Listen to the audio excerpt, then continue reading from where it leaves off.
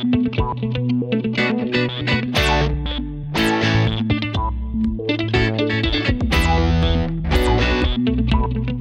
morning, good afternoon, or good evening, and welcome to my guest list pod. I'm Darren, and this is the show where the guests on my list get to have some fun with their favourite list countdowns, and we get to know them and their work a little better. Remember, if you would like to contact me, you can find me at my guest list pod everywhere you look, and especially over at myguestlistpod.com. So today's interview show was one I did just before Christmas last year, and it was with a lovely young actress, singer, and Friends TV show obsessed fan from LA. Unsurprisingly, Brittany Rizzo is the host of a podcast focused around the Friends TV show, but it's a fandom-style show with a bit of a twist. A twist or a point of difference we get to explore in this interview. And as a devoted and somewhat obsessed fan of The Office myself, we are kindred spirits in a way, and we had a great chat about our obsessions, her life, and her career. Having appeared in movies, TV, and a very notable commercial, Brittany had some great stories about her experiences in show business, and when I was editing the audio, I realised I had forgotten how much Brittany had made me laugh, and I hope you enjoy listening to our chat as much as I did recording it. So go grab a coffee, even if it's not from Central Perk, settle your monkey, and sit back and relax as I take you into the world of Brittany Rizzo and her podcast, My Only Friends.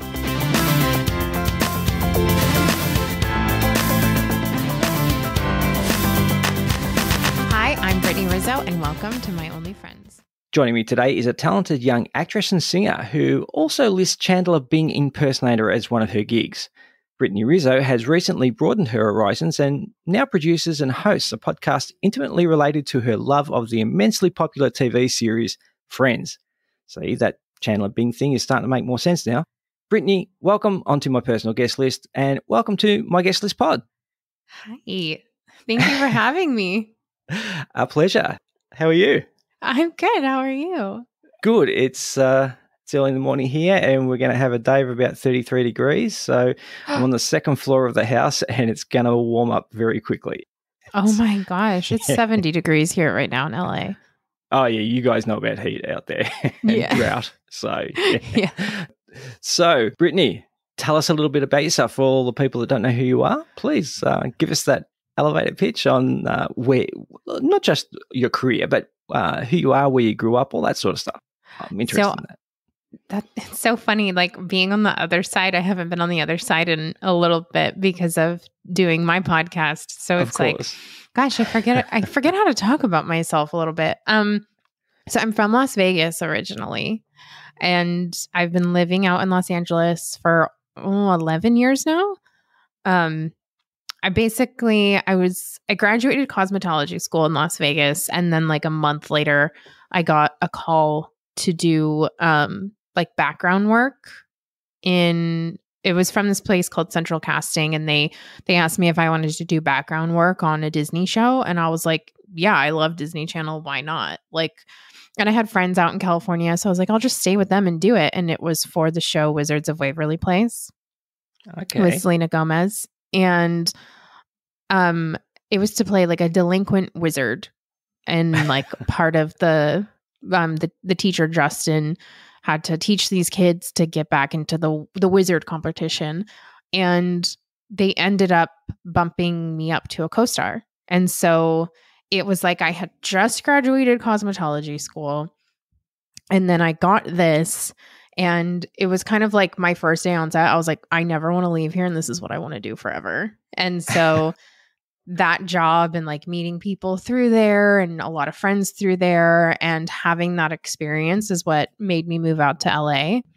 And I'm still really good friends with a lot of the people on that show. And then, you move out to LA thinking it's going to be that easy all the time. And a few years go by before you book anything else ever again. And I moved out to LA, like not knowing a single person, just kind of like not knowing what to do whatsoever. And then I was probably here for a year and a half, 2 years before I booked anything else after that. And then, I booked a commercial that got me into the apartment that I'm in now. And I've been here ever since. Okay, fantastic. Was acting something that you always wanted to do, or was it just that you got that taste of it with the Wizards and thought, I know you said that sort of made the decision for you once you actually got into it, but was it something growing up as a little girl that you said, oh, I want to be an actor or an actress? See, I think it was always, I want to be a pop star. Okay. So like, I remember exactly where I was when I heard Baby One More Time for the first time. It was like on AOL. It was like, do you remember on AOL when you'd have the homepage that would say like, you've got mail. And then they had it looked like the homepage, basically, I think it's still like that. But they had like an ad of Britney Spears, her music video. And I pulled my mom into the office. I was like, Mom, like, this is what I want to do. Look at her. And her name's Brittany. And I was just like, I want to be just like her. And then we went to an NSYNC concert months later and she opened up for them. And I was like, oh my God, Mom, it's the girl from AOL. Like, I was just like, so excited. So I always wanted to, like, singing was my first passion. And I would say at the age of, like, I was 4th grade. So I don't know, that's like 10, I want to say. That was the first time I sang like the national anthem at an event. Yep. Okay. And because my dad was a firefighter in Las Vegas. So every like city event or, thing that the fire department was putting on and they'd need somebody to sing the national anthem, that's what I would do. And that was definitely like, I always wanted to be a performer, but I feel like that was just more accessible to me. Like I knew like, okay, you tell somebody you can sing, you audition, and then they hire you for that. But I never knew how to get to the acting side because none of that happened in Las Vegas, Okay. So I definitely, like, I had been in like high school or like plays and stuff like that, but it was never like, oh, I want to be an actress. And I would say it wasn't until I actually went on set, had lines, and, had a camera, had a live audience. Like, that's when I was like, oh, this is it. This is what I want to do. Okay. Considering you are an actress and a singer, so double threat there, have you looked into doing or you wanted to do anything in terms of like a musical or stage work? So I've done plays in the, since being out in LA, I've done a handful of plays. Okay. But like, it would be amazing to be on something where I could sing, and there's plenty of shows like that now. Mm-hmm. So it's definitely something I would love to combine. It's interesting because I've never been a musical theater person. So I love singing and I love acting. But like for me to watch a whole movie where someone's singing the whole time, I'm like, oh, does this ever stop? Like, I like Grease is obviously amazing. I could do that where it's like, they're talking, they're having scenes in between, and then like a really fun musical number. But I remember, people are going to hate me for saying this, but I watched Hamilton on Disney Plus, and I was like, are they ever just going to talk? Like, this is driving me insane. Like, I can't. Stuff like that. It's just like, I check out really fast. So I like La La Land. A movie like that would just be like, oh, that's one of my favorite movies. It's so good. I still haven't seen that yet, but it's on the list. Yeah, I know. I still haven't seen it, but I'll get around to it. So yeah, I think I really related to it too because it was like Emma Stone's character is from Nevada, and then she's out in LA trying to be an actress, and it's like, what am I doing? And so it just felt very much like, wow, I'm watching my life play out before my eyes, but just not with Ryan Gosling. So yeah, fair enough. Yeah, I always wondered, I was looking through a lot of your work and I thought I've listened to a little bit of your music as well. And I wondered why you hadn't done anything since about 2015, 16, I think is the last bit of music that I saw on Apple. Because I really liked your voice. I thought you'd probably, are you interested in doing more music? I am. I think it's a matter of like, you find the right people to work with. And the girl who produced a lot of my music, my friend, she has a band called My Dear Wendy. She moved away. So that was like one of those things. Like during the pandemic, it became harder for us to work on things together. And I don't know, I go through phases when it comes to singing. Like I found that singing is like mine. Like I like it. I like being alone sometimes and just singing to sing and not perform, giving it to other people. I don't know if that makes sense of like, no, I understand. You know, it becomes, I think the music industry is much more harsh and harder than acting. I mean, both are hard, but I think, you know, singing is so special to me, and I would never want it to become work or my job or something that stressed me out. And I see a lot of my friends in the music industry, like if you want to make it in that industry, you don't get a second to yourself, basically.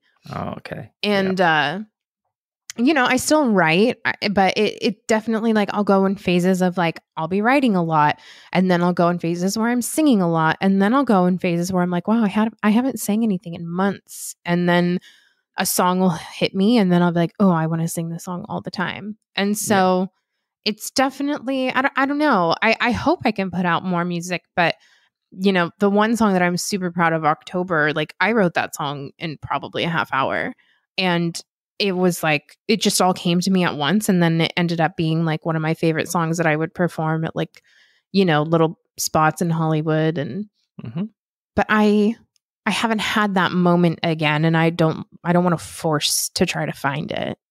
No, that's understandable, of course, because it wouldn't be genuine, and it'd probably come across in your music. So that was actually the first song I listened to, was October, actually. So yeah, really, really nice, lovely, and lovely film clip too. So, oh, thanks.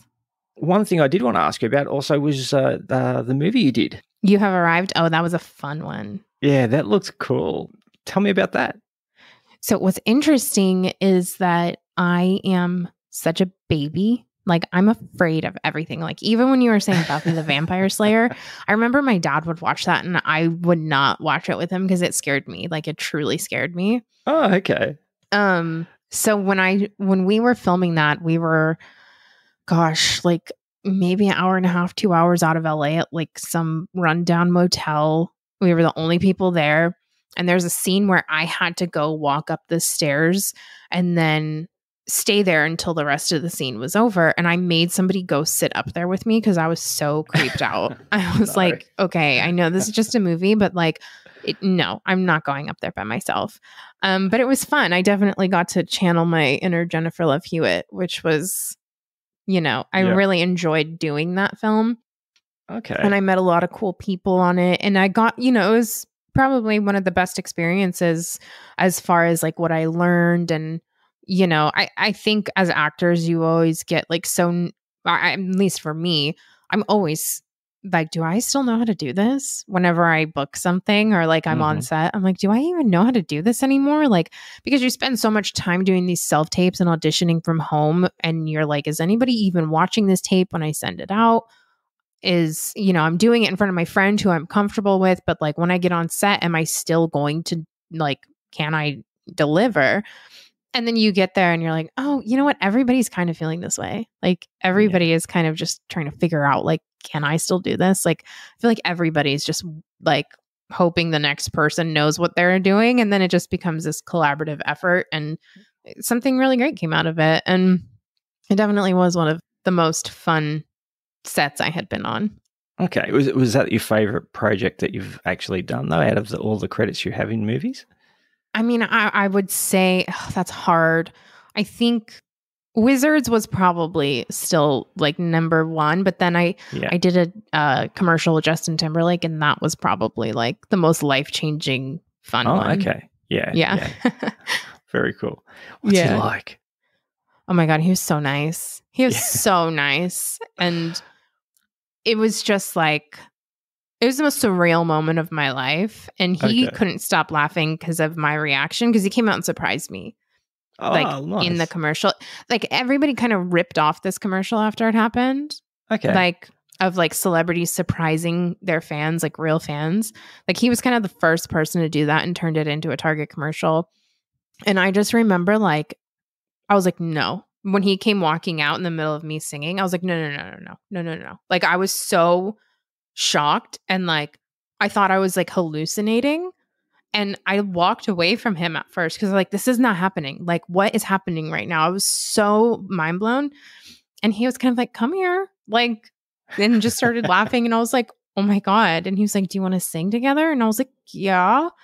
And then we just started singing his song Mirrors together. And then I burst into tears. And he was like, say hello to America, say hello to Target. And the director was like, Brittany, how are you feeling right now? I was like, this is the first commercial I've ever done. And I don't even know what's happening. And everybody just started, like, there wasn't a dry eye in the room because people knew how obsessed with him I was. And they did this with multiple people in the commercial, and they saved me for last because I think they knew I was like the most psychotic out of everybody. Fair enough. You'd have the biggest reaction. So yeah. So they were like, let's save her for last. So it's definitely, if you YouTube it, you can definitely see that reaction, and that ended up being the commercial, which is funny. So I don't think we've actually seen that here in Australia. So that's a Target commercial. I don't think we've actually seen that here. So wait, do they have Targets in commercial in Australia? Yeah, we have Target, but I don't know if we've actually had that commercial here as such. So I'm going to YouTube it and check it out. So yeah. Because he seems like a fun guy. Look, obviously, we only see the persona that you see publicly in movies and things like that. But he seems like he's a pretty fun guy. He's been on SNL and things like that as well, hasn't he? Yeah, he's so funny, and he was so nice. And he invited all of us who were in the commercial to go back to his album release party, and that was so fun. Like, basically just a free Justin Timberlake concert. It was so fun. Oh, nice. That's cool. Someone else that I know you enjoyed working with from listening to your podcast, which we'll get to eventually, was David DeLuise. Oh, yeah. He's a good friend of mine. He's really great. It was interesting because him and I didn't have any scenes together. Okay. Like ever. But there was this area behind the stage, not behind the stage, like outside of the stage where you can, like, people would have their smoke breaks or whatever. And we would sit at these tables in between like scenes and everything. And we just like talked a lot. And, you know, when I'd have friends come visit me on set, he was like super kind to them too. And we'd just always be sitting out at the same like communal tables. And then when I first moved out here, he really was somebody who helped me like kind of understand what to do out here a little bit. And we just remained good friends. And he was really, you know, it was really great. He was super supportive when I asked him to come, you know, do this podcast. And yeah, we have good conversations a lot of the time. He's great. Yeah, I enjoyed that episode. It actually gave you a little bit of an insight to, you know, friendships on set and things like that we don't, you know, us normal people who are involved in that sort of stuff, we don't get to see a lot of that. So it was nice to see that he seemed a fairly grounded type of person and seemed like he was very approachable, and you guys must have had a good time together. Definitely. There's no ego there. That's what's nice. Like when you meet the actors who, you know, there's the ego is removed and they're just, you know, normal people. Yeah, that's great. Look, we do have to get to your podcast. So it's in its infancy. So how many episodes you're into it? 8, 9? 8? Yeah, 8 episodes. Yeah. Okay. And what prompted you to start the podcast? So I have my friend Mickey Shiloah. He is an incredible actor and singer as well. And he has the funniest sketches on TikTok right now. And he just kind of like blew up from doing sketches. And we always would have these conversations of like, you know, in LA, it's a lot of hurry up and wait. And it's a lot of, you know, you're being submitted to projects and you're being asked to audition. And it's kind of like you're giving somebody else the reins to say whether or not you're good enough to be in something. And I think in the times we're in now, it's a lot of you can do things on your own. You don't have to wait for somebody to hire you. And Mickey has definitely been somebody in my life who has inspired me because that's when he was like, I wanted to see a show like this. So he just created the sketches himself and put it on TikTok, and now basically has his own TV series on TikTok that he's producing and doing himself. And he is the one who he sent me this video and was like, you know, I forget, we both keep forgetting who the guy was who was doing this TED Talk, but he literally said in the TikTok, in the video, like, you know, I guarantee there's somebody who watches Friends every night to escape. Like, why not turn the thing that you're escaping from and going to into something that can like bring happiness and a life force and purpose into your life. Like create a podcast about friends. So I was like, oh, done. Like, why am I not creating a podcast about friends? And, I find I didn't want it to be a rewatch show because I feel like there's so many of those. And like, look, to be honest, I'm not going to listen to somebody else's rewatch show about Friends because I don't really want to hear their opinion on Friends when I love it so much. Like nothing they say is going to change how I love an episode or not, But I started thinking more and more. I'm like, okay, how do I create a podcast about my love for Friends and what it's done for me? And I wanted to correlate it with mental health because Friends for me, like, I can't wait till I get in bed and I could turn Friends on and go to sleep. And for me, it just stops my ruminating thoughts. Like when I'm falling asleep at night, you're thinking of so many things and you're overwhelming yourself and you're anxious. And I can literally turn on Friends and all of that stops. And like, if I wake up in the middle of the night and it's not on, I turn it on instantly and fall back asleep. Like, it's one of those things because I could close my eyes and I can still see what's happening because I know the show so well. And I don't have to like really try and focus on it. And, it's just it's such a comfort show. And it sounds crazy, but I feel like I know these people. And like, I am like, oh God, I miss Friends. Like, even last night before I went to bed, I was like, I can't wait to turn Friends on. And I often wonder, I'm like, am I ever not gonna, like, is there gonna be one day where I'm like, I can just never watch Friends again? And I was like, no, I don't think so. Like, I just, it's been like, 6-7 years I've been watching it every night before I go to sleep. So I know why I love Friends. I know why Friends helps me, but I wanted to connect with other people and see what are the shows that help them in their hard times, Yeah. Do you watch Friends in chronological order, or do you just put on a random episode? So when it was on Netflix, I would just put on a random episode. Yeah. But it's on HBO Max now, and it just like goes like it doesn't have that like, are you still watching feature? So I'll go to bed with season 2 on, and then all of a sudden I'm in season 7 by the next morning, and I'm like, oh my gosh, and sometimes it's like, sometimes I will happen to watch the same episode over and over again, and I'm like, okay, I need to like switch it up a little bit. But it's interesting because I can never go past season 9. Like when season 10 comes around, it makes me too anxious that it's coming to an end. It's coming to an end, of course. So I have to start it from the beginning again. See, I'm an Office fan, and once you get past season 6, you're sort of hoping that 7, 8, and 9 will just go a little bit faster so you can get back to 1.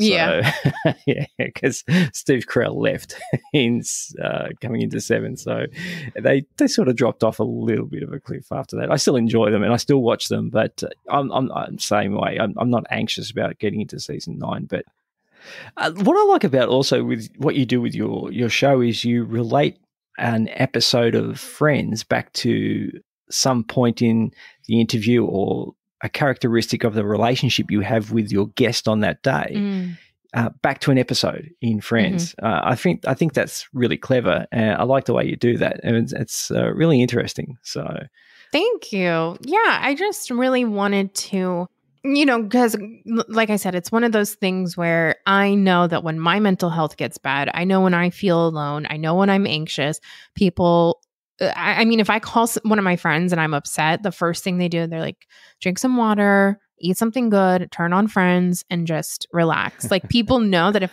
they tell me to turn on Friends, I'm going to feel better. And like, there's been plenty of times like I would have to get like these crazy blood draws for this health thing that I was going through.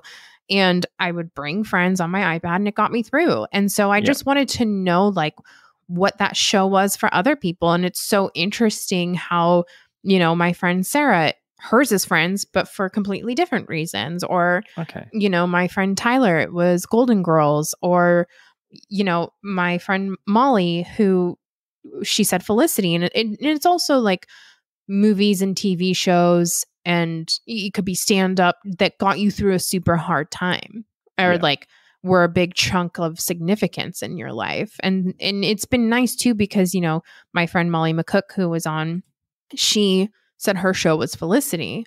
Well, so I watched it because I had never seen it before. Now I'm obsessed with this show. So it's also getting me to watch new content that I would never necessarily watch before. Yeah. And like David DeLuise is up. He loved Lord of the Rings.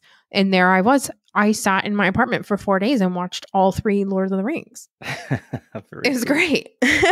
Oh, that's good. Yeah, I did hear the reference to that in your episode with him, which was funny. So yeah, that's good. All right, look, we can get back to your podcast, which we will in a little bit. But I do have a feature of my show that all my guests have to suffer, or most of them like doing it. So, and that's counting down a top 10. I can't speak this morning. I've washed my tongue. I can't do anything with it. So your top 10 is funnily enough, top 10 TV series of all time. So this is obviously your top 10. So we'll let's get into that. And I'm sure there's some discussions around TV shows there that we can have, but there's a few of these that I think may have come to Australia, but there's a few that didn't. Or if they did, they didn't last very long. So it's going to be an interesting one. So why don't you let us know what your number 10 top TV series of all time is, please? I think I said Sex and the City, didn't I? You did, yes. I did. Yeah, so, well, let me just say that one that's not in there that should be a very high honorable mention is Impractical Jokers. I don't know if you have that in Australia. I'm trying to think if we had it on free to air. We may have had it on free to air, but it wasn't in prime time. I think it was a late night thing that came on free to air for a while, and I think you can get it on cable or pay-per-view shows. So I have seen it, but it wasn't a staple here in Australia as far as I know. Gotcha. I mean, yeah, that show definitely got me through the pandemic. It was the only thing that like really made me laugh, which was, It was just nice. It was like mindless. You didn't have to really pay attention. And then it was just so silly. So that's my honorable mention. Cause I was like, how could I forget Impractical Jokers? Cause I was obsessed with them. But Sex and the City is number 10. That was another show that I had watched for the very first time during the pandemic, and I ended up watching it all the way through like 3 times. 3 times. And the movies? What's interesting is that I saw the movie before I ever saw an episode of the show. Oh, really? So, that's a weird way to do it. Yeah. Well, because it was until HBO Max came out, I didn't have HBO, so I just didn't watch Sex and the City. And so, but yeah, it was interesting knowing what the ending was going to be essentially while I was watching the series. But I feel like Sex and the City is like a rite of passage for any girl entering their 30s. Like it's kind of like a must watch. And if anything, it made you go, oh my God, I will never act that way with a guy like ever again. Or it just kind of made you feel very powerful in your body and just kind of like, you're like, oh, okay. So in my 30s, it's still normal to be going through this. And, and I just absolutely love Kim Cattrall. Like she is that show for me. Big Trouble in Little China was, I think, the first time I really noticed Kim Cattrall, and I thought she was gorgeous. So, yeah. She's stunning, like absolutely stunning. Such an incredible actor. Like the material they gave her on that show is like an actor's dream because she, got to be very vulnerable and very powerful and very, just she was a woman in her 40s where she wasn't playing a mom and cooking something in the kitchen. So she got to have fun with that. Yeah, for sure. Yeah. Okay. Sex and the City. That's great. Look, it's one of my wife's favorite, probably all time series as well. Yeah. And we got it on free to air here in Australia. So we watched all the seasons. Yeah. We were on a honeymoon in America for 6.5 weeks, and all the good stuff used to be on HBO. We noticed that. So 6.5 weeks, that's a good honeymoon. Yeah, we went to a lot of places. It was great. Nice. Yeah. But yeah, okay, Sex and the City. Fantastic. So if you've seen, there's 2 movies, right? There's Yikes! I think there's 3 movies. 3 movies. Have you seen all those as well? The other 2? I don't know. Is there 2 or 3? I know there's or maybe 2. there's supposed to be a 3rd, and then they turned it into the god awful series that it is now. Yeah, I don't think anyone's even bothered with it. I don't think my wife's even bothered looking at that. So yeah, I don't think any real fans love the reboot. It makes me really sad, but also like you just can't have that show without Kim Cattrall. And look, not to bring it out about Friends again, but this is why I love them so much: is they know that they had a good thing and it still lives on. So don't touch it. You know what I mean? Definitely. Like, so that's how I feel about all the reboots. It's like, same with Hocus Pocus. It's like, if you still have a classic TV show or movie that is timeless and new people are still discovering it for the first time, do not touch it. Let it go, let it live, and like keep finding new people. But these reboots are really killing me here. Yeah, look, it's my eldest boy and I were talking about this the other day, and we were talking about movies that might be able to be redone and how you'd recast them and things like that. But there are some classic movies and TV series I think you just can't touch. Mm-hmm. You know, and like we were talking in particular about The Breakfast Club. And we didn't think you should even go near touching that. And because I've got 2 teenage boys and an older son, and the teenage boys really like that as well, even though it's set in the 80s. They really like that movie as well, and I'd hate to see that legacy tarnished with them doing something, to try and make it more modern. Because I think the ideas in the shows, and that's what happens in I think a good show.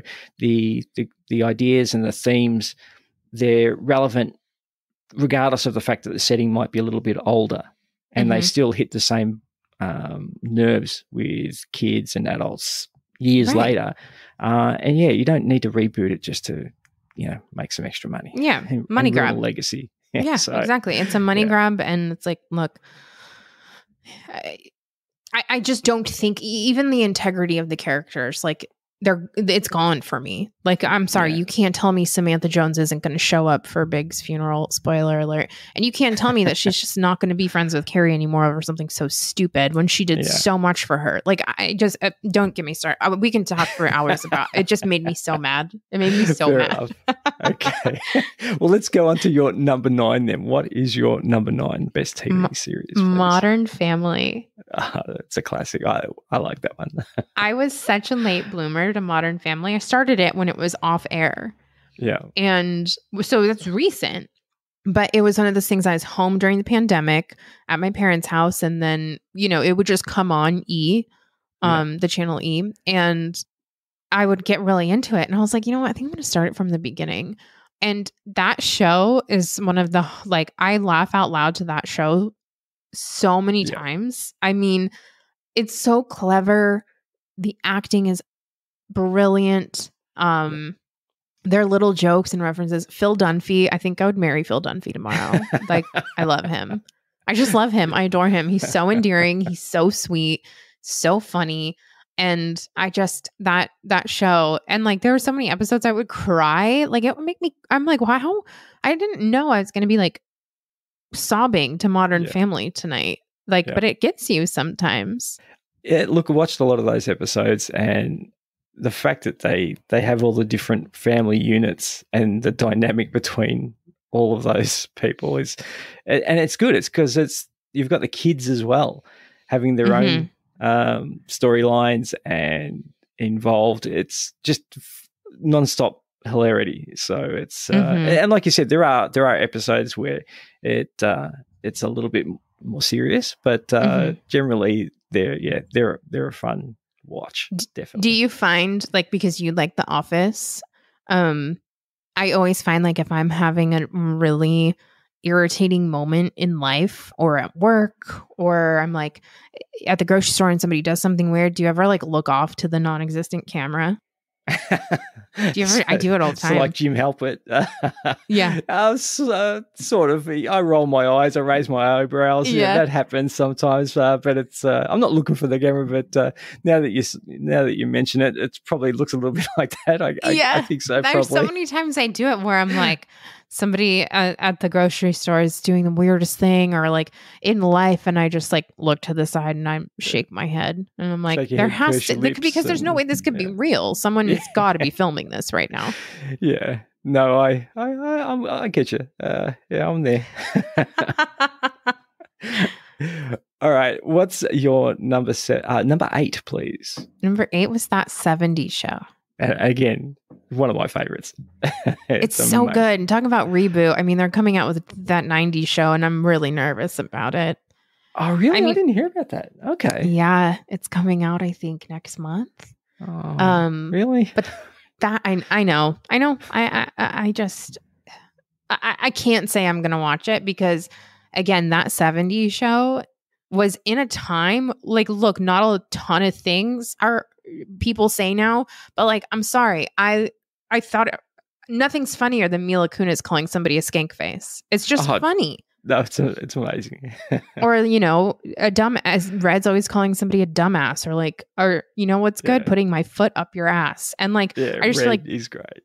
Yeah. So I feel like a lot of people are so sensitive now, where I just don't know how that's going to be. Like, but I'll give it a chance because I do want to see where the characters are now. But that 70s show, you know, I remember they took it off Netflix, and I remember being like, I miss Jackie, because I just like loved Jackie Burkhart. I loved her. I think, you know, they were all just so funny, and the mom, and I just loved like the wardrobe, and you know, it was kind of, and it was another Friends, you know, they're all hanging out in a basement, but you know, I think I tend to love those shows where everybody just has their little getaway where they can just like hang out and like be present with one another.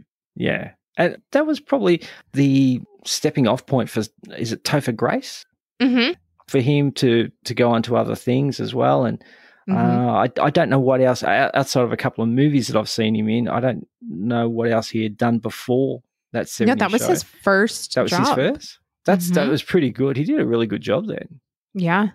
And say, I just don't think that they do that with kids anymore, where it's like, you know, especially in LA now, it's like kids start working when they're 6 months old at this point. But, but like, you know, I don't know if a lot of studios are giving green actors that chance anymore, and just kind of being like, this is an unknown, but they're perfect for it, and we're going to have a whole series. Like, I think the sitcom world is so different now, and you know, it's interesting. There's not a lot of sitcoms on television right now, and my dream would be to bring that back. I would love to be on a sitcom that's just, you know, just a good sitcom. Yeah, there's not much around. Like, again, because of Netflix and binge and all those sorts of things, we don't watch a lot of free-to-air TV anymore. So obviously, when they bring something like that out, it's probably going to go straight to one of those streaming platforms, and it's a different vibe, I think. I think you grow that loyalty with that sort of a show because it's on once a week and people talk about it during the week, and then it's on again. And I think we've lost a little bit of that because of the fact that you can binge a whole season of a show, you know, within 2 days or a day, depending on how manic you want to be about it. So I think, you've lost, unless it goes to free to air, which, you know, less and less people are watching nowadays. You don't garner that loyalty over time that you did with some of the shows. So, and like, I never watched The Office originally. I did watch Friends when it was being released at the time. So you'd be able to talk about an episode with your friends about what happened in the episode the night before. And, you know, that would be, you know, cooler talk, I guess, for a while. So I think that's how the loyalty over time builds up. And I watched Entourage with my eldest boy. I binged all those seasons pretty quickly as well. I really enjoyed it, but I thought to myself how much more of an impact it would have made when that series finished if I had invested years and years of my life watching it. Absolutely. So I really enjoyed it, but I could tell it wasn't the same as when, for example, I watched MASH, which you're probably a bit too young for. But I've never seen it, but I know of it. Yeah. So, and that was something that, you know, we'd watched over time and watched the last episode, and that was really sad because you invested so much time. Same with Seinfeld, same sort of thing with Seinfeld. So Right. yeah, but anyway, all right. Let's get on to number 7, please. Oh, Grey's Anatomy. Now, we did have this over here, and it was huge as well. Yeah, I mean, I would definitely say like the first 10 seasons are the best. Okay. And what's interesting is that I started the show probably, I mean, it's going to be spoiler alert, but when Izzy left is right when I started the show, like watching it when I was in high school. Okay. And then I was watching it every episode after that, but I had never seen the first 5 seasons. And people were like, what? Like, how are you even watching this show? So last summer, I think it was, I started it from the beginning, and it is some of the best. It's like the golden age of television. I mean, the performances, the acting, the stories, you're so invested, and like the soundtrack, and just, I mean, Ellen Pompeo is such an incredible actress. And, you know, I would be sitting there so like violently crying to some of these episodes where I'm like, oh yeah, I can just watch one today. And then all of a sudden I'm like, hey guys, I'm not going to make it. George died and I'm just not okay. Like, you know, I've got to go watch some Friends, pick myself up.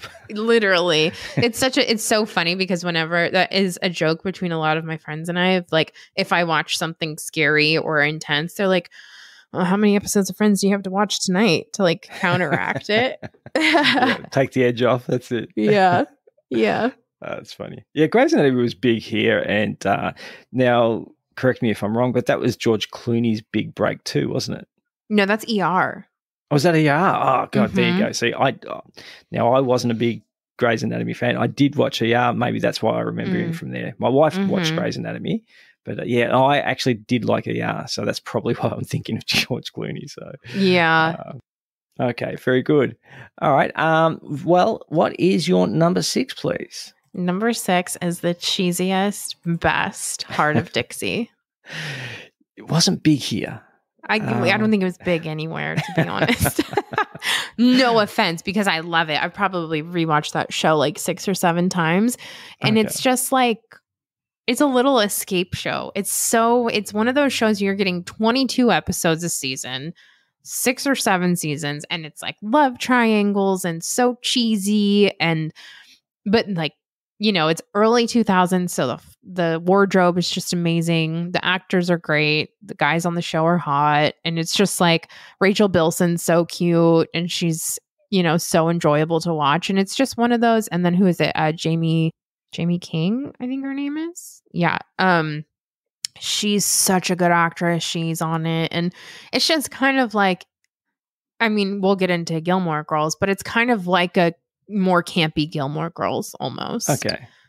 You know, it's like that fictional town, but set in reality. And it's just that perfect escape of like, well, what's going on in Bluebell this afternoon? Like, I need to know. And it's interesting because the show Virgin River, I don't know if you've heard of that, kind of ripped off the entire premise of Heart of Dixie, where it was like she moves to this town, finds out that, you know, her dad left her an entire practice, and then has to live in this town when she's like this New York City doctor, and then comes to this small town and like doesn't fit in. But it's so fun. It's just so cheesy and fun. I can say that I haven't watched an episode of it. So yeah, that doesn't surprise me. You can do all the heavy lifting on that one. That's great. But I will say, going back to musicals, the finale scene of Heart of Dixie, the whole town sings a song together, and as cheesy as it is, makes me cry every time. Every time. Okay. I'm like, why am I crying to this finale right now? Sounds like you spend a lot of time crying. So. Oh, I do. No. I once had somebody insult me in a fight. They were like, well, all you do is cry and watch TV. And I was like, so? Fair enough. At least you own it. So it's hard to go on from there, I guess. So. Yeah. And truly anything, if I'm happy, I cry. If I'm sad, I cry. If I'm angry, I cry. If something is sweet, I cry on TV. Like I am, you can gauge if I really, like, I'm always like, if that was good movie, it would have made me cry because I cry at anything. So if something didn't make me cry, then it probably wasn't that good. Fair enough. Fair enough. All right. So that's 10 to 6 in your countdown. Why don't we take a break from the countdown? Okay. And just talk to you a little bit more about you. What do you do for fun? Hobbies, other than watching Friends? Outdoorsy stuff, maybe? Yeah, away from the TV. Outdoorsy stuff is the funniest thing I've ever heard. I don't even like eating on a patio.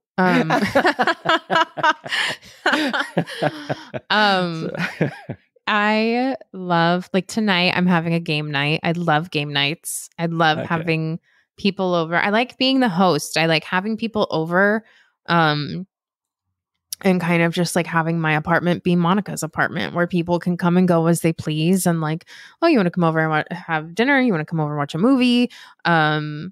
So tonight is game night, which I'm really excited about. Don't take your dogs for a walk?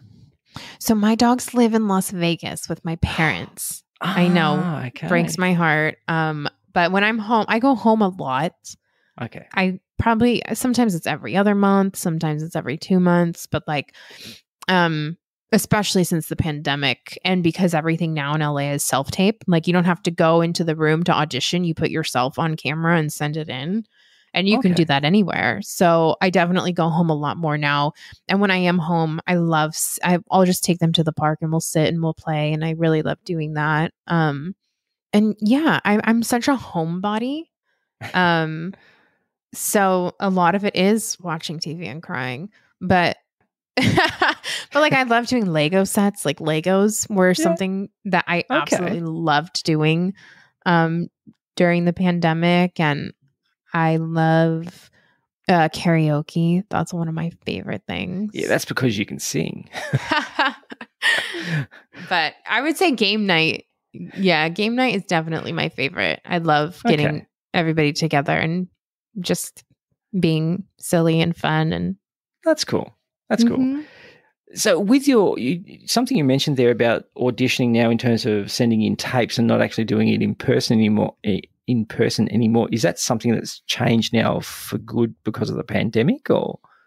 I would say so. And, you know, it's interesting because a lot of people, I think the industry is divided in who likes it and who doesn't. I personally love self-tapes. I love that, you know, like if I got an audition right now and it's due Monday, I have the weekend to do it and I can take my time. I don't have to sit in traffic. I don't have to get work off. Like, you know, I can just take my time, put it on tape and do it. And it personally has gotten me a lot more opportunities of getting in the room because I think casting directors can see more people now as opposed to you can only call in so many people in person. So I don't think it's going anywhere. I think it's here to stay. And I personally like it a whole lot more. Okay. Oh, cool. Very good. So I did want to ask you some things about Friends because I like talking to people about their passion. So we've worked out that your passion isn't hiking or riding a bike or anything like that. So, I want to ask you about Friends. What's your favorite storyline in the series? Oh my gosh, what a hard question. We can come back to it. I have to say the most fun storyline that comes right off the top of my head is when everybody's finding out about Chandler and Monica. Oh, okay. Yeah. You know, it's just everybody's reactions are so great. And you know, it's like Joey finds out, has to keep the secret. Then Rachel finds out and is trying to get Joey to admit that he knows what's going on. And then Rachel is with Phoebe when she finds out for the first time. And then they're all together when Ross finds out for the first time. So it's just constantly elevated each time. Yeah. And I think that's probably like very iconic. And then I'll probably get some backlash for this, but I liked when Joey and Rachel were together. Okay. Yeah, that was a point of contention for a lot of people, I think. Yeah. I don't know why people didn't like it. I thought it made sense. Yeah. So, hey, how can you resist how you doing sort of thing? Exactly. So. It's so funny. I was just trying to teach my 2-year-old nephew this morning how to say that. Well, I probably did a horrible job, but I did it pretty quickly. So anyway, so Friends also known for having a huge amount of cameos in the show. So I have a favorite. What are your favorite cameos, or what is your favorite cameo out of all the people that have been on the show? Christina Applegate, hands down. Her episode, the Thanksgiving episode with her, it is the most brilliant writing. I'm pretty sure she won a Golden Globe for that guest star. Okay. She was so good. Okay. Yeah. And the writing, the performances, the jokes, I mean, it was just so good. And Christina Applegate fit right into that cast and brought just something completely new and different. And it's one of the best. I always say if I meet somebody when they're like, I don't really watch Friends, I never got into it, that's the episode I tell them to watch. Okay. She played Rachel's sister, yeah? Mm-hmm. Don't remember the episode that much, but I do remember it was a fun cameo. Yeah, cool. Yeah. Anyone what else? What was yours? Oh, me. I liked Paul Rudd being on the show. I thought he was good. But so good. He wasn't sort of a cameo, I guess. He was on there for a little bit longer. The Robin Williams, Billy Crystal cameo, I thought in Central Perk was actually pretty funny. And did you know that wasn't even supposed to happen? They just happened to be on the Warner Brothers lot filming something else, and they were like, we're going to come in and do this. It was completely improvised. Oh, no way. Okay. It's super That's cool, crazy. But so good. Well, that makes that even cooler. So that's probably my favorite, just because of who they are. And it seemed a little odd, but what was the other one that was actually really good? I like Ben Stiller playing the angry boy. So good. That was funny as well. I like that as well. So. There's so many iconic people on that show. Brad Pitt. The Brad Pitt one is. I love the part in the Brad Pitt one where he comes in and Phoebe turns around and is just like, wow, thank you. Like looking up at God. Yeah. Look, and the funny thing is, I'll ask you this question actually, and then I'll mention something. Mm-hmm. Who do you think has aged the best? So this is something we always talk about. We get together. Jen, for sure. I mean, I've seen Jen in person with no makeup, no hair done, nothing, with glasses on. And when I tell you that woman is stunning, and she's known for having the best skin in Hollywood, but she truly, I mean, she came walking around a corner and I saw her and I swear wind blew. It was insane. But when people get on her, the comment section of I'd look that way with Botox and fillers and filters and blah, blah, blah. No. She looks like that in real life and she's absolutely stunning. Yeah. Okay. That's good. Insane. And as far as men, I would say definitely David Schwimmer has aged the best out of the men. What was funny about that? Paul Rudd. I mean, if we're talking about Paul Rudd, that guy's aging backwards. So. He doesn't. Exactly. He doesn't age at all. Yeah. So, it's crazy. They sometimes you see on Instagram they'll put the side by side pictures of him, and like you said, it looks like he's going backwards in aging. Yeah, so, I'm like, how? That's nuts. But yeah, what I liked about the reunion was Joey. He'd put on a bit of weight, but you know what? He didn't care, and he looked like he was quite comfortable and didn't mind. Yeah. But again, who knows? But it's got to be so hard for them too, because it's the show is inescapable. Everywhere you turn, it's on. They're selling, T-shirts and mugs and calendars and memorabilia everywhere, from CVS to Target, and. I imagine what that does to their mental health a little bit, of being reminded every day you used to be 25 and you're not anymore. And when people see them in real life and go, wow, they look nothing like they did on TV this morning. It's kind of a brain messes with them a little bit, I'm sure, because, it's, if somebody was comparing me to my 25-year-old self every single day, I'd imagine that would get a little hard. Yeah, and to be honest, those people should just go and have a look in the mirror as well, because I'm sure they don't look like their 25-year-old selves anymore either. So right, yeah. But that's cool. I thought Lisa Kudrow looked really good in that reunion. Oh yeah, she looks great, and she's so Phoebe. Even that's the thing about that show. I think all those people really are their characters. Yeah. And they just brought something that, you know, just ended up becoming a television show. But they all very much have the same mannerisms as their characters. And when Lisa Kudrow was talking even, I'm like, she is Phoebe. Like, there's just no other way around it. Yeah. Yeah, she does have that same meter and rhythm to the way she speaks normally as she does on the show to a certain extent. So, yeah, it was very natural. Do you have a favorite episode? Oh my gosh. My favorite episode. That's a hard one. There's 10 seasons, so yeah. You know, I would have to say that one with Christina Applegate is up there, but the pilot is one of my all-time favorites. Yeah. And Runaway Bride. That one and probably the one with the prom video. That's another one that's just like, each storyline is good. Yep. Each storyline is quotable. Each storyline you're invested in. Like, you know, you have the A storyline and the B storyline, but they're all equally as important. And I think those are definitely the ones that stand out to me the most. Okay. Yeah, I actually went in preparation for this. I went back and watched the first episode again because I hadn't watched it in so long. Like, you know, I don't rewatch Friends, unfortunately, but I did enjoy it, and I went back and watched the first episode, and it was like, oh my god, they're so different. You know, Joey's hair, like Matt LeBlanc's hair, is so long, and he's so different. And then I forgot that Jennifer Aniston, Rachel, was actually running away from a wedding when she joined the cast, and it was like, oh, okay, that's right.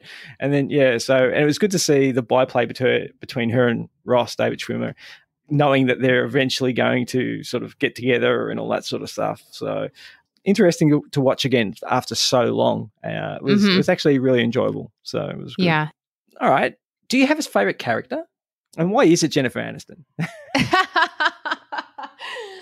I think with Jennifer in general, it's the grace. Like, she's so, she just has, you know, they talk about the it factor, and that's what she has. And you just always want to root for her no matter what. And she's so kind, and she's incredibly talented. Her timing is perfect. And, you know, whenever I watch the show, I try to watch it through the perspective of a different character each time. Like, this time I'm going to watch it as if I'm only paying attention to Chandler and everybody's on the outside, or Joey or Phoebe or Ross and Monica, all of them. But there's just something, there's that it factor. There's that quality about Jennifer Aniston where she's so easy to watch, and there's something about her that makes me feel safe, where I'm just, and, you know, as a female in this industry pursuing a comedy career, like, you know, being on a sitcom would be my dream. And, you know, she's kind of like the North Star, like my blueprint, along with like Mila Kunis, like her being my favorite on that 70s show. It was just like, you see these really strong, talented women create this career out of being brilliantly funny and smart with their choices, and whether that be choices as a character or choices in their career. So I think it's just like, you know, one of those, you always look to the person's career that you would want, or to emulate, sort of thing. So and I think also I related to Rachel a lot, where, you know, she works at a coffee house. She wasn't very good at her job. Like, I've gotten fired from a lot of jobs as an actor. I'm like, you know, I was a waitress once and it didn't work out. But so there's like little things like that of, I just relate to her, where she's, you know, or there's one episode where she's like, my friends are getting married or getting engaged and I'm getting other people's coffee. And I'm like, yeah, that's how I felt for a very long time. And I love seeing her arc of, like, you know, finding what her passion is in the fashion world and creating a life for herself and a job for herself after, you know, she had never been independent her whole life and always depended on her dad. So I think I just really love that storyline for her. Well, that's fair enough. And, you know, that's a pretty good role model to be affiliated with. So, Mhm. Okay. Look, why don't we get back to the countdown and Yeah. find out what your top 5. Mm. We've got 5 to count down now and get to number 1. I think most people are probably going to be not going to be surprised by what your number 1 is, but that's all right. We can have some fun on the way to Law and number 1. Order. So, all right. So, what's your number 5? Number 5 is Parenthood. Yeah, know nothing about it really. Okay, Sorry. so let's see. After I watched Gilmore Girls for the first time, I couldn't get enough of Lauren Graham, and she was on the show Parenthood along with Dax Shepard. Oh gosh, it's all these names are Erica Christensen. There's just a lot of incredible actors on that show, and I would say that show's like a masterclass in acting. And Mae Whitman, I don't know if you know Mae Whitman. She was like a child actor. She was also she did an episode of Friends. She was in Hope Floats. She was, I want to say, in One Fine Day. She's been in a ton of stuff, and she's been working since she was a little girl. But the acting is just incredible. The writing is incredible. I'm pretty sure it's by the same creator of Friday Night Lights, if you're familiar with that show. Yes, I know that one. Yeah. And it was kind of like, have you heard of the show This Is Us? I've heard of it, but I've never seen it. So it was basically a better version of This Is Us ahead of its time. And I'm sure some people will disagree with that, but I stand by it. It was just very real and raw, and the performances were incredible, and none of it felt like this would never happen, you know? And it was just one of those slice of life television shows where you really related to. And I remember I got my grandma into it. Like, she watched it so fast, and she had moments where she would be like, oh, I wish we could do that with our family. I wish our family would have dinner more often together. Like, it was just very, it followed a bunch of different people from a family around, and then they'd all get brought together. But it was just, that finale also made me cry a lot.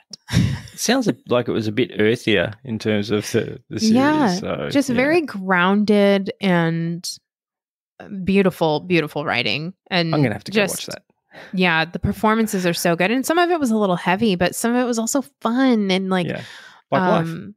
Yeah, it was really just so, I loved that show. Okay, cool. Number 4. New Girl. Again. Have you ever seen? You've never seen New Girl? No. This is so crazy to me. I didn't realize how different like entertainment is in other countries for people. Yeah, look, there's, especially since streaming became ubiquitous sort of thing, it's very hard to get anything but sort of like reruns onto a lot of the free-to-air stuff because the channels don't want to pay for it because they don't have the viewership that they used to. I guess all relates to, advertising and things like that. But yeah, New Girl, I can honestly say I've never seen an episode. And, some of these, like even Parenthood, I think I might have come across it and watched part of it at one stage. But because when you said Dax Shepard, that rings a bell. But New Girl... No, pun intended. He's married to Kristen Bell. Yeah, exactly. Well, I used to watch. What was the series that she was a The Good Place? No, she was a teenage detective. Oh, Veronica Mars. Veronica Mars, of course. Yes, I actually used to like Veronica Mars. I thought that was great. And so I listen to his podcast every now and then too. Oh, I think Armchair Expert was the first podcast I ever started really listening to. Okay, yeah. Yeah, I enjoy it. So, all right. So, New Girl, educate me. New Girl is Zooey Deschanel, Jake Johnson, and Max Greenfield, Lamorne Morris. Incredible show. I would say, like, that show was probably one of the best sitcoms after Friends for me. Oh, really? Okay. Just in terms of the acting and the writing, and Schmidt, the character Schmidt, played by Max Greenfield, is one of the best comedy characters of all time. And I will stand by that. Yes, so good. It was just so unbelievably funny and clever. And, you know, it has a lot of the will they, won't they between the characters. Okay. And I actually remember, I'm the type of person where if I watch a TV show, I watch every single interview these people have ever been in afterwards when I become obsessed with the characters. And, you know, I think on a panel, they asked Zooey Deschanel, like, you know, it's kind of like the Ross and Rachel of Will They, Won't They? And she was like, well, I think we're more like Sam and Diane more than Ross and Rachel. From Cheers. And I was like, of Cheers. Yeah, and that comment alone got me to watch all of Cheers. And like, and then I couldn't stop watching all of Cheers. And so Cheers is so good. And Sam and Diane are like the best. Like the Will They, Won't They of Sam and Diane is, some of those scenes are like what made me go, that's what I want to be as an actress. Like Diane is like Diane and Zooey Deschanel in New Girl are a lot alike, where they're very emotional, but they're incredibly funny and quirky and quick. And that kind of comedy acting for me is, you know, what I would that's something I would love. I would love to do shows like that. But New Girl, I definitely, that is one I would start. That's one I would recommend for you to start out of everything on this list, because it's really funny. Okay. Well, I'll get some time. I'll definitely give it a watch for sure. Yeah. All right, cool. We are up to number 3. Boy Meets World. Now, I know we've had that here. Again, not one. I was more of the Wonder Years type of era of watching stuff like that. Boy Meets World, I'd never really watched either, so... Boy Meets World was Friends for me before Friends. Okay. So when I first moved to LA, and got my own TV in my room, it was before streaming. It was before, you know, anything. And I had the Boy Meets World box set. So every night I would watch Boy Meets World. And that show is... it's iconic. I mean, Topanga and Corey and Sean, like, I mean, in the dad on the show, best TV dad of all time, hands down, William Russ. And then Mr. Feeney. I mean, it's just so good. And it's again, I liked those shows where it was like, you know, these people are going through what you're going through. And all the way from age 11 to college, you know, they cover. Yeah. So... And it was during a time on ABC where they weren't afraid to tackle topics. Like, you know, they talked about racism on the show. They talked about premarital sex or teen drinking. And like, you know, you're watching these shows and you're learning so much at the same time and you don't realize it. It's like that spoonful of sugar helps the medicine go down kind of vibe. But it didn't feel like a PSA episode every time, you know? Yeah. But it was just, and I've actually met the cast. I got to go to a taping when they did a Girl Meets World out here. And I think when I met Ben Savage, when I never understood the term when people are like, did you forget your name? And I'm like, yeah, 100%. I forgot my name because I had watched Boy Meets World so much. And so to see the real Corey Matthews, like standing in front of me, he was like, hi, I'm Ben. And I was like, and he was like, do you want to sit down? And I was like, yeah. Like I was my mind couldn't comprehend that like this person that I've been watching on my TV screen my entire life is now in front of me. Like, I don't my brain was just like, couldn't compute, but incredibly nice people.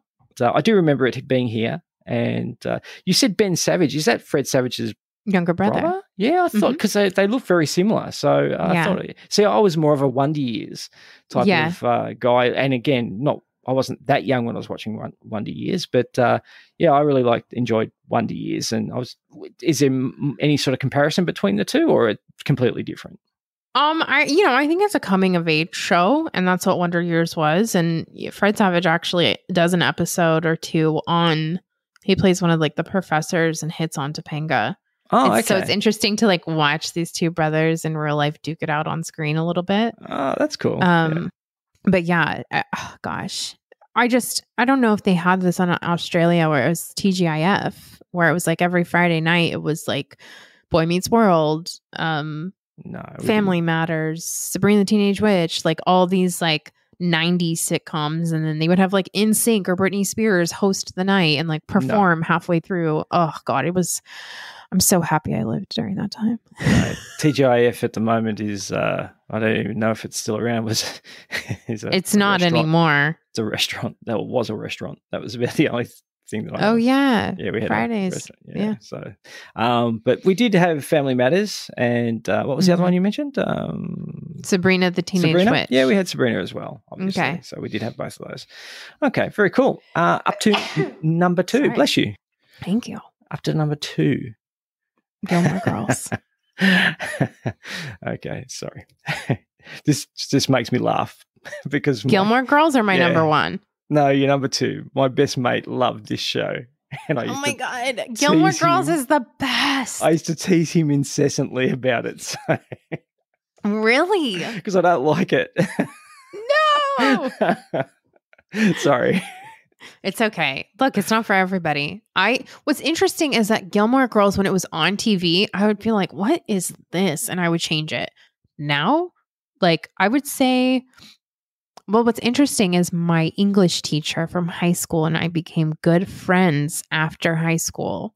Yep. I was always asleep in her class, but then I don't know, as I became an adult, we became friends.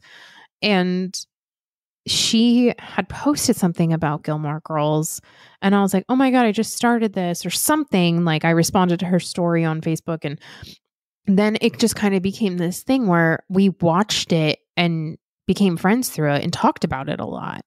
And then I became obsessed. And it is one of those shows, every time I watch it, I feel differently about it. And it is very, the escapism of it all. I just want to go to Stars Hollow. I want to be in this fictional world where nothing bad ever really happens besides, like love drama and friend drama. But everything always gets worked out. And like, it just kind of takes you into this other world. And I like being there. And it's, okay. I would say during the pandemic, I started it from the beginning and watched it all the way through 4 times.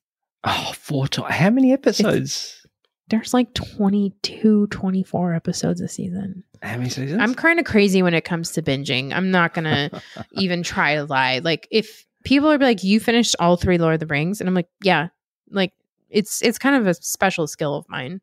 Yeah. You don't have that whole getting outside sort of stuff to get in the way. Yeah, exactly. It's not like I have to go ride my bike anytime soon. So fair enough. Okay. How many seasons of Gilmore Girls were there? 7. 7. Mm-hmm. That's a lot of episodes. That's, yeah. Okay. Yeah. But it's one of those, I'll just have it on in the background. Like, okay. It's one of those, I don't need to pay attention to it so much where I can't get other things done. And then it's like, as I'm falling asleep, these are the TV shows that are being put on. Yeah. But if I'm falling asleep to Gilmore Girls and I wake up in the middle of the night, I have to turn Friends on to go back to bed. Nice. Okay. Yeah. Yeah. Okay. We've established that one's the that's the anchor. So, right. And then it's also Lauren Graham. Like she's such an incredible actress. And to think that she's the same age as I am right now in the beginning of that show just seems like insane. It just doesn't feel like that's possible. But she's just such an incredible actress. And, I watch that sometimes for studying purposes, honestly, to watch her and her choices and how she's doing this dialogue where, I'm not sure if you're familiar with how fast they talk on that show. No, not really. But basically, they would turn 3 pages, like what would normally be 3 pages of dialogue, into 1 page. They talk. Oh, you're kidding. Paragraphs extremely fast. And anybody who's a guest star on that show is always like scared because they're like, faster, talk faster. Like there's a whole rhythm to the show. And just studying her and how she delivers these lines and how she could possibly remember all these lines and have the emotion she has behind all of it. It's just, she's incredible. Okay. You're painting a nice picture. I won't say that I'm going to go and watch it because I'm not going to. But No. But even if you watched Parenthood, I mean, she's on that and she's so good in that. Okay. But her performance in Gilmore Girls is what made me go watch Parenthood because I couldn't get enough of her. Okay. Look, like I said, my best mate, he loved that show. He thought it was fantastic. And I guess there is a lot to like about it. Whereas the only thing is, like you were saying, it's somewhere where, bad things really don't happen, but they also get sorted out pretty quickly. And if they do happen, and whereas I'm more of a Sunnydale Buffy type of thing where every day in every episode there's a new monster to kill. So there's always something bad happening. So it's probably a different way or a different attitude towards your TV shows. So, fair enough. I understand. Look, before we get to your number one, it's going to be a huge surprise to everybody.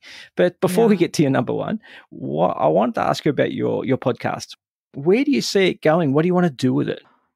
I mean, look, I really just hope that it's helping people feel less alone.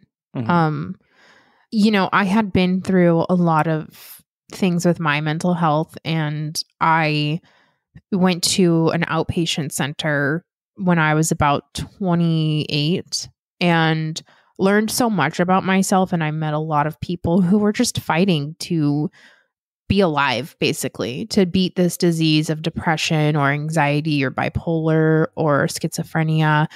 And, I have anxiety and depression, and these TV shows and movies and everything pull me out of that. And I would just hope to see more people be willing to talk about their experiences in these type of situations. I think there's such a stigma around mental health, and you don't know if it's like the older generation or, people don't realize some things that they do based from depression or anxiety until they hear somebody else talk about it and go, oh, maybe I have this. And like, I can find better tools to make, to manage it better and give myself a better life that I deserve. And so I just hope this show gets more of an audience at this point. Because I am really enjoying having these conversations with people, and I love being present with somebody. Because we don't have that a lot in the world right now, where we can, just put our phones down and sit and talk with somebody and connect over things, whether it be a shared feeling or a shared interest in a show and like shared experiences. And I think that's just really what I want this show to do, and kind of just like open people's eyes of how important it is to be vulnerable and, open in what you're going through, because you're never alone. And also, like, I just want people to have fun. And like, the world can seem like a kind of dark place, especially if you're dealing with depression or anxiety. So I just want people to like be like, oh, this, you know what? They listen to this show when they feel depressed. Let me try it. And like, then it becomes a new show that they love, or like this movie or that movie. And just kind of feeling like, I called it My Only Friends because the TV show Friends, sometimes it feels like they're my only friends. Yeah. And, you relate to them the most, or they make you laugh the most, or they take you out of where you are. And I hope that this podcast would do that for somebody, Okay. Yeah, for sure. Definitely. And that's what I think nowadays more than ever, that you can have a shared experience with someone across the other side of the world. They can both watch, like I'm here in Australia and you're in the States. We've both watched Friends, and we could talk about Friends, and it's a passion, and not so much of a passion for me. Obviously, it's your passion, but it's going to be your passion.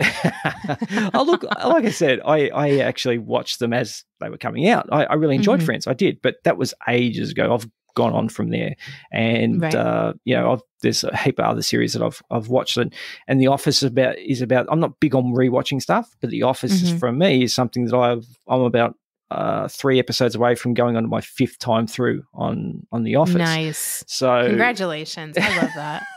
I love that. I don't know if I see it as an achievement. My family actually sees small it wins. Okay. But exactly what you're talking about with your podcast is what The Office is for me. I've had a bad day. I've got a lot of stress, thinking about a lot of different stuff. I can put on The Office, and then I'm home. It's like, it's familiar.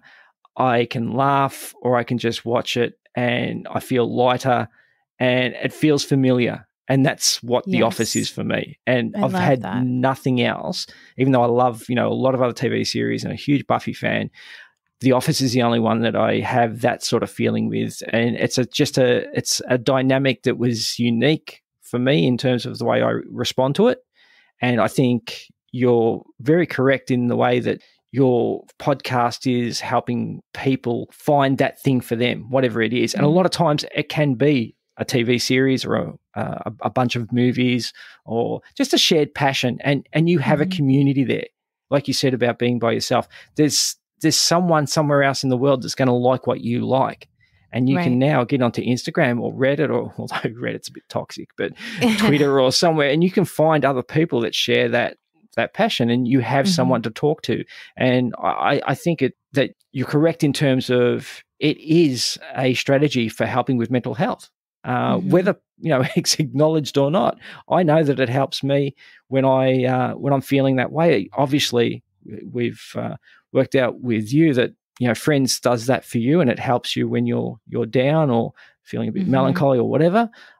So yeah, I loved it. That's why I got in contact with you. You're only 8 episodes in, but I love the concept, and I listened to a couple of the episodes with Tyler Cash and Dave. By the way, is it Christy Yu? The last episode? Krista Yu, yeah. Oh, Christy Yu. So you're 5'1", right? Yes. And she's how tall is she's 5'2", so she's an inch taller than me. Oh, she's an inch taller.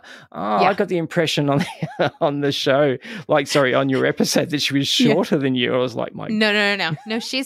You'll be hard pressed to find anybody shorter than me in my friend group. It is sometimes I forget about it. Like my acting coach was like, yeah, but you don't give 5'1" energy, and I'm like, I guess that's like the girl version of BDE. Yes. I was thinking that, but I didn't want to say it. I'm like, I don't give 5. He was like, your personality is much bigger than 5'1". I'm like, cool. That's cool. That's cool. All right, very good. All right, so I do love have that. Thank you for saying those things, and I really love that you've been listening and that you've had me on, because I am very early on in my podcast, but so I was really excited that you asked me to be on here, and that I love that, the support and just like hearing somebody say they love the concept and stuff. Because often we do these things and we're like, is anybody listening? Does anybody care? Like you're working so hard and you kind of see the numbers, but you're like, and you get feedback, but then you're like, is this just going off into the void? And then to think that somebody, in another country in Australia is listening to what I have to say and even gives a shit, like it means a lot. It does. Really? It means a lot. And I love what you're doing too. And thank you.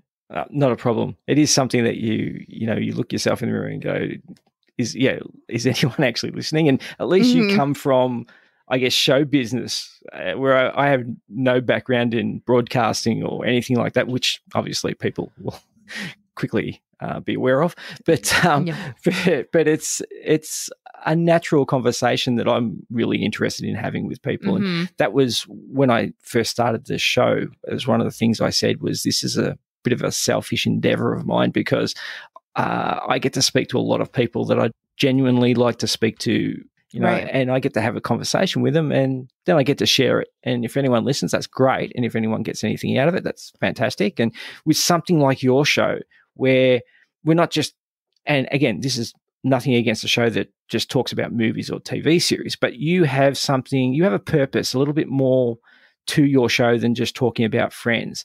There is a willingness to try and help people and give them a strategy and share the strategy that's worked for you, and how that strategy for other people has worked as well. So so I was really intrigued, and that's why I wanted to have you on. So which has been good. So I do want to ask you a couple other questions. So these are pretty much staples of what I do on here. So the first one is, what are you reading, watching, and or listening to at the moment?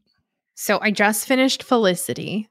One of my guests came on my show and said that was their like go-to show, their comfort show, and a show that helped them through, their early adult life. And I became obsessed with it, like to the point where I'm like listening to old episodes of Carrie Russell on podcasts. I'm watching like their panels at South by Southwest. Like Scott Speedman is an incredible actor who's on that show. It was actually J.J. Abrams' first show that he created. And so I've just gone down this huge rabbit hole of Felicity. So that's something I'm watching. Listening to Taylor Swift because I'm so Swiftie. I'm a Swiftie. Yeah. I'm a crybaby Swiftie. I'd be surprised if you weren't. You mean I don't look like I listen to death metal? Hey, what's wrong with death metal? Nothing. But based off of this interview, I don't think that would be quite the turn of events. I mean, her new album is so good. It's just so good. And honestly, I'm listening to a lot of NSYNC Christmas music right now because 'tis the season. Yeah, of course. Yeah. And I watched all of Dead to Me, another Christina Applegate plug. I don't know if you have that there. My wife's watched it, I think. I love Christina Applegate. I think she's a great actress. And my wife got into that, I think. Yeah, it's incredible. The acting, her and Linda Cardellini are forces. I mean, it is. That's right. I know that one. Yeah. Linda Cardellini, she's like a bit of a loose cannon, isn't she? She's a little bit weird in that one. Yeah. And both of them, like the first episode alone, it's like watching a tennis match. And they're just so incredibly good. And so I watched it twice already. Oh, I know. I have a problem. You really don't go outside or do anything else, do you? I think the pandemic didn't help. Like it was like it became acceptable to not leave your house. Yeah. So I really just like doubled down on that. And I was like, you really leaned into that one. And guess what? I've never had COVID. So joke's on everybody else. Fair enough. Okay. If you could be the VIP guest or a guest for a concert, podcast, go backstage, or a celebrity wedding, sporting event, talk show, what would it be and why? I mean, let's say Smartless had a live show. I would do that because I know for a fact Jennifer Aniston would be there because she's so close with Jason Bateman and his wife, and they did a live show and she came out and like gave the audience popcorn. And I was like, are you kidding me? I was so jealous. Mostly because, I would want to get to Jennifer Aniston somehow. But also, like, I feel like I've kind of taken on that role in my friend group of, a lot of my friends are married or have kids or with their significant others or partners. And I just kind of take on the hostess role of, like, I want everybody to come to my house and I want everybody to feel like it's a home away from home. And Jennifer Aniston is very much like that. And I don't know if you listen to Smartless, but they talk about how every Sunday they do dinners and it's always at her house. And so basically the goal would be to get on Smartless and become friends with those people and then get invited to a Sunday dinner. Oh, that's nice. That's like a really true psychopath. Yeah. Well, it's consistent at least. So yeah. Look, you're not getting any surprises from me. No, that's good. Brittany, it has been wonderful having you on. I really want to thank you for coming on, and I encourage everybody to go listen to your podcast, My Only Friends. Why don't you let everyone know where they can find that and all the other work that you've done? That'd be great. Oh, thank you. You can find My Only Friends on anywhere you can stream podcasts. It's on YouTube, it's on Spotify, Apple Podcasts, Google. And I just have an Instagram called My Only Friends Podcast. And that's where you can find the podcast and more of my work. I'm just Brittany _Rizzo on Instagram, and you can see a lot of my clips from different things I've worked on and my dogs and songs and whatnot. And that's about it. I don't know. I'm so bad at plugging myself. No, that's fine. Well, I'll do all the rest in the show notes and I'm like, you outro. Are so good at this. Like when you sent me stuff to get have a spreadsheet and have a website. I'm like, oh, I need to up my game because, I kind of just feel like I was like, I'm going to do this. And then I did it. And I'm learning. I'm taking pieces from everybody. I'm learning so much from everybody who I'm coming into contact with. So that's you've inspired me. Oh, thank you. That's nice to know, because to be honest, that's all I've done is pretty much watched other people, other podcasts, and think, wow, that's a good idea. Why am I not doing that? And the website was a big one, which is great because it makes it easier for my guests to register and a scheduling app, all that sort of stuff. So, but I think for what you've done in 8 episodes is fantastic, and you've got a huge future ahead of you with podcasting. So you're really natural on the mic, and you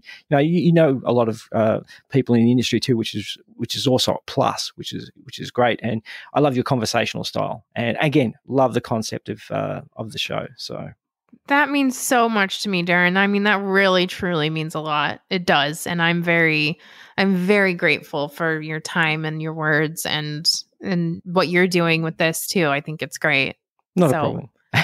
All right. Well, you have a good rest of your day. You too. Enjoy the confines of your house. Maybe go out and see the sun. I don't know, but thank you. You find out that I'm actually calling from the psych ward right now. You're like, no wonder she doesn't leave. No, all good. She's not allowed to. One of those people in the back. Is that a straitjacket? Wait on. Yeah, it's all white walls and just this one little star. It's so funny because I did a good job today. Okay, enough. No, sorry, no. No. What you did a good job. You did a good. So I can cut all that out. That's fine. It's fine. It's totally fine. What did you do with the star? Oh no, I was just saying I got a star today for being a good patient. Okay, very good. This is my. You got your dogs there, and friends. Fantastic. The friend store. Lovely. And then all my my friends' Lego sets. Yeah. Yeah. That's great. Well, that makes for fantastic podcasting, that one. So. It's great. Well, you have a fantastic day, and I'll talk to you soon. Okay, right, sounds bye. Good. Bye. Another episode in the books, and a fun chat with a very personable young lady. I encourage you to go over and listen to Brittany's show. You don't have to be a Friends fan, but I really do think she has hit on something with the impact our affinity with certain TV shows can have on keeping us sane. Or at the very least, it gives us an outlet to drown out the pressures of the everyday. And mea culpa to the fact that I also forgot to ask for Brittany's #1 TV pick on her countdown. Yep, I screwed the pooch on that one. However, I think we covered her love for Friends adequately enough, not to mention that her podcast is devoted to the show and called My Only Friends, to ascertain that Friends is her #1 show of all time. Please feel free to get in contact with me over at myguestlistpod.com, and if you would like to support the show, please follow, rate, review, or tell someone about the show that you think might like it. If you would like to support the show monetarily, you can do so on Patreon, Supercast, and Buy Me a Coffee, where I will hopefully have some extra episodes coming to those platforms after I get back from vacation. Until then, please stay well, and as usual, I'll chat at you again next episode.